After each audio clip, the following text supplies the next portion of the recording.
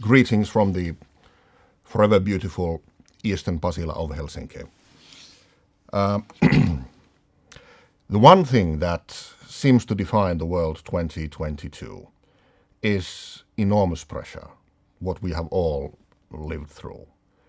We thought we had all seen everything for the past 2 years, but then all of a sudden the world went completely crazy. It brought about a plethora of emotions, such as suspicion, fear, anger, agitation, fortunately also compassion. But most of all, it brought about a sense of sadness over the state of the world, and most definitely a feeling of cluelessness, where you find yourself asking the question, what happens in the future? What do we have to do now? And just as people, companies are now facing uncertainty on a whole new level. But the turmoil, it surely didn't come as a surprise. We all saw what happened with democracies, elections, inequality, the polarization of societies, and we also saw the aforementioned emotions, how they dominated the world of social media for the past 10 years. I strongly feel that for the past decade, we are all guilty of crimes against compassion online. And corporate citizens, we are not innocent bystanders. We are very active players in this game. No matter what we try to convince ourselves of, we do form the way the world feels. For the past decade, I feel that businesses have been living in a divide and conquer culture. The kind of culture where it was clear that if you fan the flames for profit, it will eventually pay off. The biggest buzzwords in marketing for the past years have been words like tribes, revolution, and overall us versus them mentality. This has brought with it marketing from companies that seem to have the one purpose of polarizing everything. The culture wars. Many companies saw the culture wars as an opportunity to grow not only loyal, but a fierce customer base. A group of people who are willing and able to go online to fight for your brand. And we all did it because we were all in the same operating system. And within that operating system, we knew that division delivered identity and identity delivered profits. The grandfather of all of these things, all this thinking, must be Apple. In the 80s, Apple declared war on IBM, and they labeled IBM as evil in corporate world. Steve sure knew how to fan the flames. He built an army of believers around him. And for some reason, for many companies, this thinking still seems self-evident, when in reality, it's a great misunderstanding. In the Nordic Business Forum in 2016, Steve's business partner from Pixar, Ed Catmull, told us that in fact it was the flames that got Steve fired from Apple before he came to Pixar. And Ed Catmull also told that when Steve got fired from Apple, he then took the hero's journey. He lived, he learned, he changed, he set up his own family, found peace, and the flames died out. So eventually, when Steve returned to Apple, the Mac and the PC coexisted happily ever after. So, what the story of Steve really tells us, it tells us that we can learn. we can change, and most importantly, we can reverse a development that is wrong. So now you may be asking, what are we supposed to do in a world like this? Well, the answer may not be what, but how to. I firmly believe that after all these flames, we have a common goal on how to be. The focus, it can no longer be on what divides us. It has to be on what unites us all. What I'm wishing for is a renaissance of trust. For any corporation wondering if people trust us, I have 3 questions. Imagine your customers or your employees, when they are looking at your companies, how is it that in their mind they answer the questions,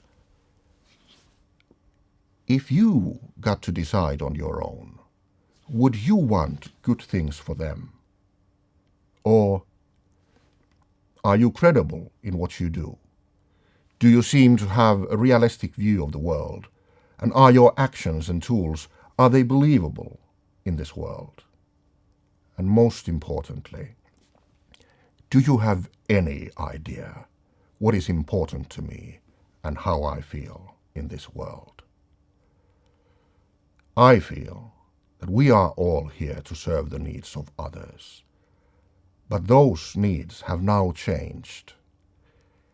In the days of the flames, the great big fight on who's right, it was fought on the upper stages of the famous Maslow's hierarchy of needs. Now the world has pushed us down the pyramid on much lower levels. And when we were tumbling down, I hope that we learned that it's not about who was right in the end, but that there won't be an end. When the fighting started, I felt that a lot of the anger we faced online, it was basically nostalgic pain over the loss of a common culture. Many of us felt that we had lost something that we all belonged to. But we haven't lost it.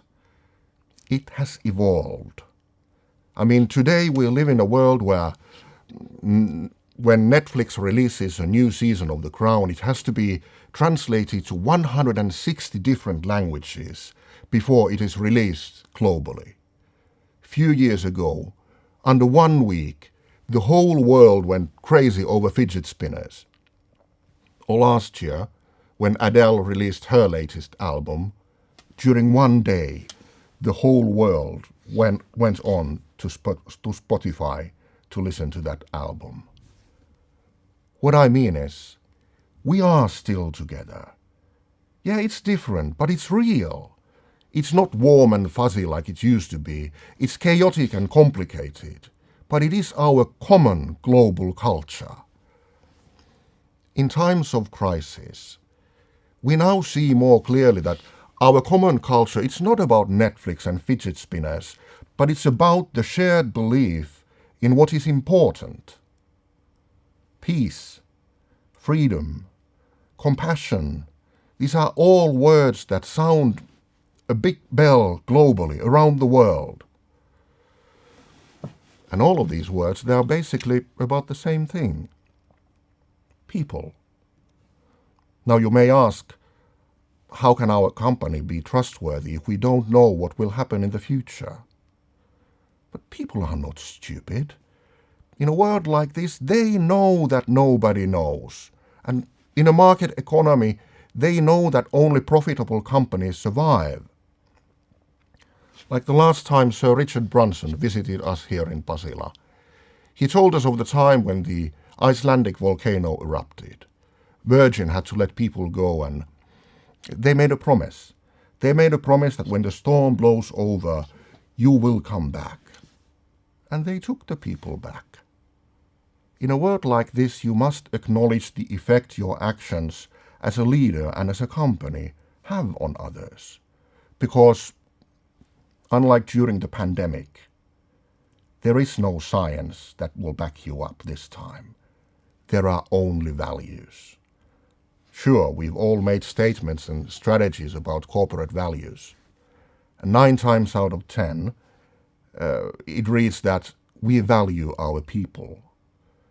But there's also another saying that says, your values are only opinions until they cost you something. This is that moment. This is the moment when your corporate values will go through a trial by fire. Are they true or are they not? The best gift you can ever give to any of your employees is the privilege to work for a company that wants good things for them and for the world. If people acknowledge this privilege, that may provide for many the much-needed motivation to work hard and work happy even during these dark times. The best gift for you is knowing what to do and how to be for a better tomorrow. So my message to you today is what the almost legendary pop duo Climie Fisher sang in the 80s, saying, "Rise to the occasion. We will get through this situation. We need to be each other's inspiration. I'll rise to the occasion." Please do. We need you. Thank you.